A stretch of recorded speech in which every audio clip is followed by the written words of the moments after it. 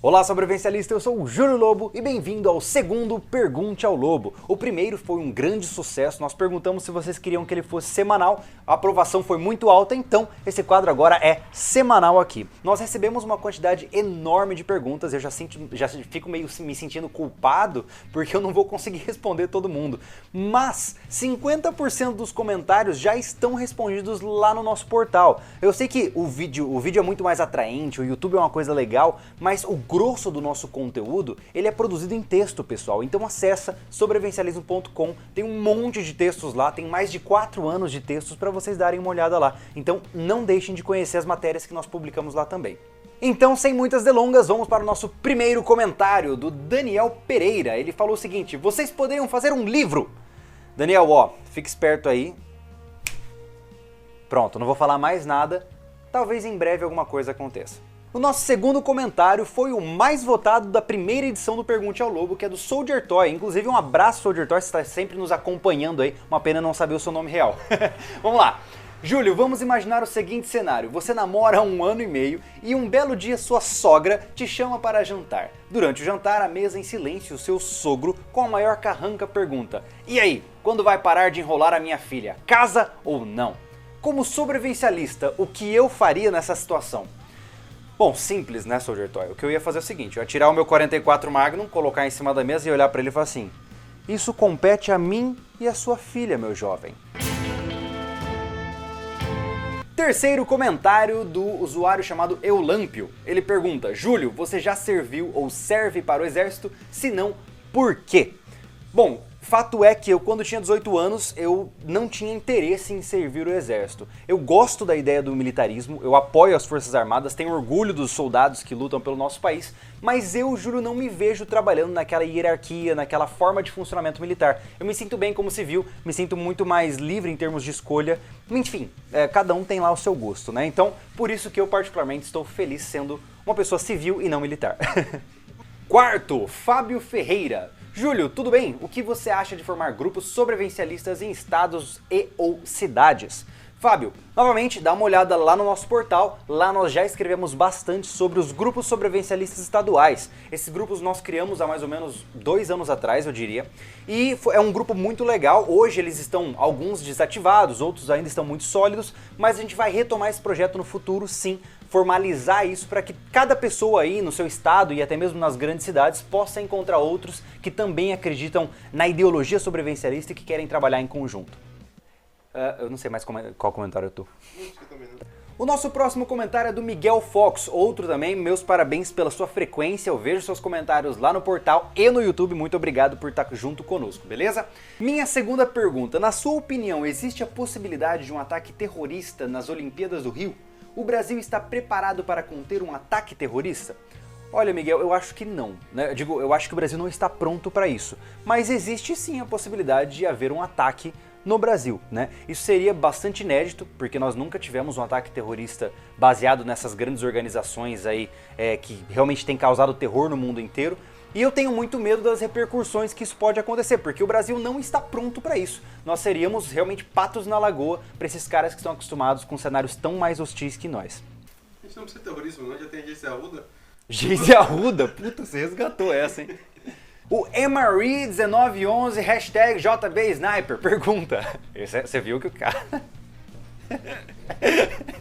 Ei, Júlio, vocês poderiam produzir uma dog tag especial do sobrevivencialismo e colocar à venda na Via de Fuga? Podemos, vamos pensar sobre o assunto e se a gente conseguir em breve, eu aviso você. Madison Moreira pergunta: Júlio, você pensa em futuramente confeccionar uma faca do sobrevivencialismo? Se puder, faça vídeo semanalmente, nesse modelo é uma maneira boa de interagir com o seu público. Madison, essa faca já está em desenvolvimento. Nós já trabalhamos há uns anos atrás o Projeto Lobo, que era uma faca que eu estava criando, mas eu ainda estava muito cru em termos técnicos para poder criar uma faca que fosse efetiva. Então agora nós estamos realmente aprimorando o processo, já estamos... Enfim, eu não vou falar muito aqui, vamos para a próxima pergunta. O Shiran Duarte. Shiran, como sempre, um grande abraço, obrigado por estar sempre presente nas nossas mídias aqui. Ele pergunta: acampar mesmo que sozinho ajuda a lidar com doenças como depressão? Como a atividade sobrevivencialista em geral pode ajudar nesse aspecto? De fato, você pode sim ter uma boa melhora nos quadros depressivos ao colocar as pessoas em ambientes mais naturais. Existem alguns estudos que falam sobre isso, algumas estatísticas que mostram que quando uma pessoa depressiva está ao ar livre, tomando sol, vendo coisas diferentes, o cérebro dela fica mais estimulado e ela tende a sair dessa linha de pensamento mais depressiva. Então sim, acampar faz muito bem. Não é à toa que eu, Júlio, gosto muito de acampar, aqueles acampamentos mais recreacionais que vocês já viram lá no Covil do Lobo, para poder descansar, para dar uma queimada no estresse, ficar um pouco tranquilo. Então a mesma coisa serve para qualquer outro tipo de pessoa que quer dar um tempinho aí e pensar na vida de uma maneira mais agradável. David Sena pergunta, formato muito bom, Júlio, parabéns, eu tenho 2 perguntas. Pô, David, 2, cara. Vamos lá. Nossa, é mais caro. Primeira pergunta, você pensa em fazer reviews de todos os itens vendidos na via de fuga? Sim! Segunda pergunta, você vai continuar os vídeos sobre como rastrear pessoas e animais que tu prometeu nos comentários daquele vídeo? Sim! Osvaldo Neto diz, Júlio, sobre o uso do alho para espantar cobras do acampamento, é verídico ou superstição? Eu já usei, mas sempre tive dúvida. Olha, Osvaldo, até onde nós pesquisamos é superstição sim. Na verdade, existem uma série de superstições que são criadas por mitos, né? Por exemplo, eu já ouvi falar que ímã afasta cobra. Eu lembro de pescadores da minha região que colocavam aqueles ímãs de alto-falante no barco para sucuri não atacar, por exemplo, né? Só que utilizar o ímã não quer dizer que você repeliu a cobra, talvez você simplesmente não tenha encontrado a cobra. E aí geram-se uma série de crenças que, assim, se você quer usar, tudo bem, mas eu, Júlio, não posso garantir nenhuma efetividade desse processo até onde eu conheço. Essa aí é a mesma história de você morrer se tomar leite com manga, entendeu? O Elton John diz, fale sobre uma situação em que eu tivesse com o braço ou perna quebrada em uma situação de sobrevivencialismo e como eu deveria proceder. Olha, Elton, isso é muito difícil de ser respondido, tá? É uma situação bem complicada e a melhor coisa que eu posso dizer pra você é, primeiro, não tente se mover, né? Porque quanto mais você se move com um membro fraturado, maiores vão ser os danos internos que você vai sofrer. Então a melhor coisa que você pode usar é um apito.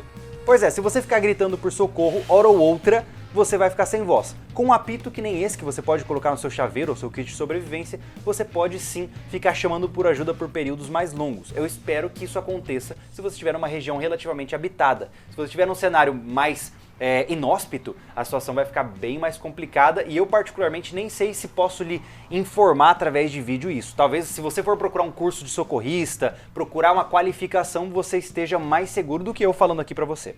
Léo Lima Matilha. Olá, amigo Júlio, curti demais este seu vídeo e tenho uma pergunta a fazer. Considero a autossuficiência um pilar muito importante no sobrevivencialismo, portanto queria saber se você já é 100% autossuficiente em alguns dos aspectos básicos da sobrevivência. Se sua resposta for sim, pode resumir como foi que chegou neste patamar? Olha, Léo, eu ainda estou bem longe disso, tá? Eu hoje tenho sim algumas formas de produzir alimentos, eu consigo me virar no mato para conseguir, por exemplo, carne, eu consigo procurar formas de gerar energia através de geradores de gasolina, mas eu estou muito longe de dizer que eu posso me desconectar do sistema e ainda continuar bem, tá? Mas isso é uma luta constante, né? Eu acho que para você chegar no patamar de autossuficiência completa, são muitos e muitos anos de investimento duro em cima disso, de investimento intenso de produção de conhecimento, de organização de recursos, e eu ainda tô no processo, mas ainda tá longe. O Henrique Sperb pergunta, qual a melhor maneira de se iniciar no bushcraft? Devo montar uma tralha de 30 kg e ir para a selva ou acampar no quintal com uma sacola de bolachas e uma lanterna? O tom é de brincadeira, mas a pergunta é séria. Por onde começar no bushcraft? Olha, Henrique, eu, Júlio, não sou um praticante de bushcraft.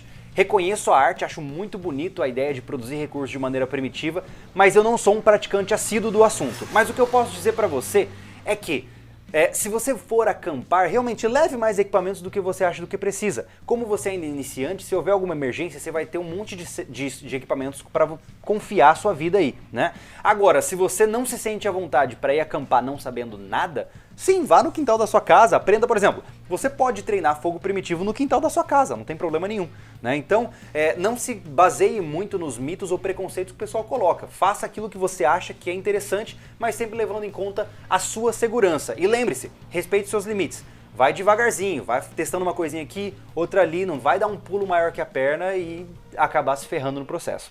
E a nossa última pergunta, o grande finale de hoje, é do Eduardo França Porto, que pergunta: Júlio, a pergunta que não quer calar, você usa gel ou pomada e qual? Bom, Eduardo, eu uso pomada e... A bateria tá acabando. Tá, o quê?